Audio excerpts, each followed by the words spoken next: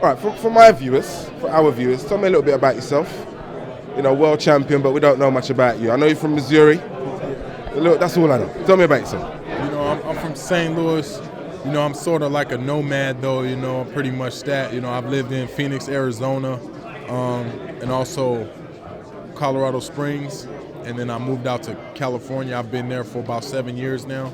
You know, so I've been all around. Just in the U.S., though, obviously. Started boxing when I was about 19 years old, so quite late. Been about 10 years now. Yeah, I got enough time in to where, you know, It's still fresh. Still fresh. I'm fresh, and I feel it's just the right time to you know, be superior and be a world champion. This is the perfect time to be a world champion because I'm peaking at the right time. What made you get into boxing? What was it about boxing?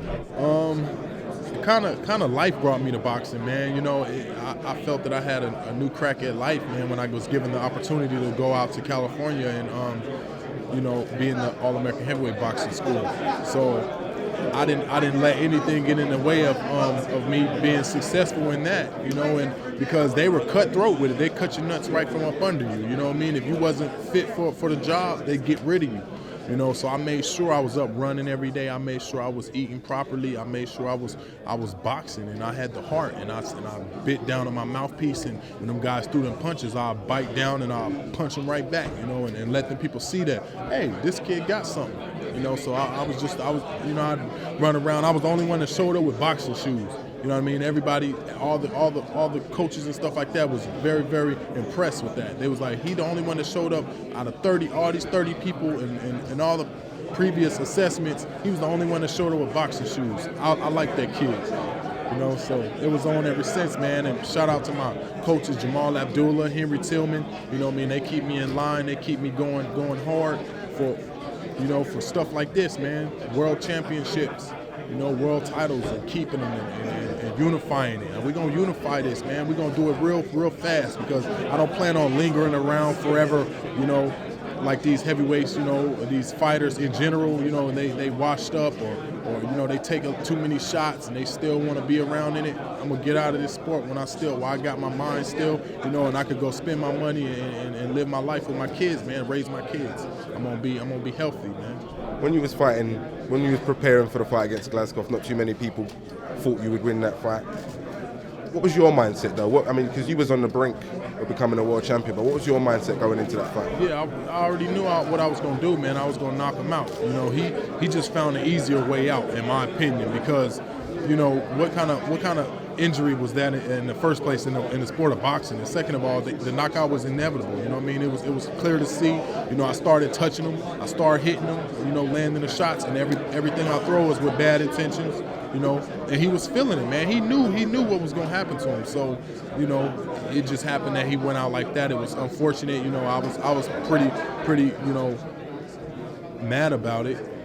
For lack of a better word, you know, I was pretty upset about it. He won the top. Yeah, but hey, you know, it is what it is, and the belt's in the right hands. What was your life like after that, man? How did you celebrate? What was your family like after that? You got a big family, brothers and sisters? Yeah, I got a little family, man, but we tight though. You know, we may not be like 10 brothers and sisters, you know, 13 uncles and aunties. You know, we ain't large like that, but we tight, man, and that's all that matters. How many of you got brothers? Yeah, I got 2 brothers and 1 sister. Are they younger? Younger. Yeah. So you're leading the way. Yeah, I'm leading the way, man, and you know, it's a beautiful thing. You know, my moms. Shout out to my moms. I love you. You know, hey, I'm just gonna keep on winning, man, and stay undefeated. That's the goal, man. You gotta work hard. I gotta work even 10 times harder, you know, now to keep what's mine. You know what I mean? Because everybody wants it. Of course. I mean, how did you link up with Al Heyman? How did you get in that stable? After my promoter died, you know what I mean? Michael King, rest in peace. You know, he passed away, so, you know, I needed a new manager. I needed a new advisor. So, you know, that's where Al Heyman came into play. You know, and he took me under and, you know, been advising me with fights, you know, and got me to a world title fight in which I won it. And now we're here. This was my decision to come overseas, over the pond, you know, and fight Anthony Joshua in his backyard to win his fans. I want what he got. I want to take what he has. You're saying to win his fans. I think that's a very smart move of yours. I know Mayweather, we've interviewed him a few times. He come over here a few years ago. I think he was blown away by what happened. He don't mind coming back, especially when he was going to fight Ricky Hatton. He saw the fans, he saw the hype. He said, "Well, I want a piece of this." Have you spoken to men like that? Is that why you're here? No, I haven't spoken with them, but it only makes sense. Like, great minds think alike. And one thing, massive boxing over here, massive boxing fans. So big over here with the boxing. You know, back home, you know, they're so hung up on the football and the basketball that they don't look at the boxing like how they do looking at it over here. So this is where I felt that I needed to, you know, make this defense and fight Anthony Joshua. I didn't want to fight him in Vegas. You know, it's not big enough over there. I can't sell it out over there, but he could sell it out over here, and I want what he got over here as well. What do you see in Anthony Joshua that could be a problem for you? Obviously, you're a southpaw. I don't think he's had too many of those kind of tests. You can punch. I mean, but what do you see in him that could present a problem for you? What could be a problem to me? I never take a fight. I never take an approach to a fight looking at what my opponent can do good. I always look at what I can do good. So, you know, with that being said, I'm just gonna come in shape. I'm gonna come ready, you know, in my mind state that I always come in and ready to win, ready to be a winner, man. You know, I hope he spends his camp leaning out because all the muscles, you know, give it a couple rounds. If he starts to go downhill, I'm going to be getting stronger because that's what we train for. We train like superstars. We train to get stronger as the rounds progress. So if he's not on point, that'll be a bad thing for him. What did you make of his last fight against Dylan White? It was a good fight. You know, it was a good fight. It wasn't a George Foreman, Ronnie Lau, but you know, it was definitely a good fight. And you know, Dylan, I heard he had a busted up shoulder, and you know, he's a smaller heavyweight anyway. You know, he's about 6'2". You know, he's not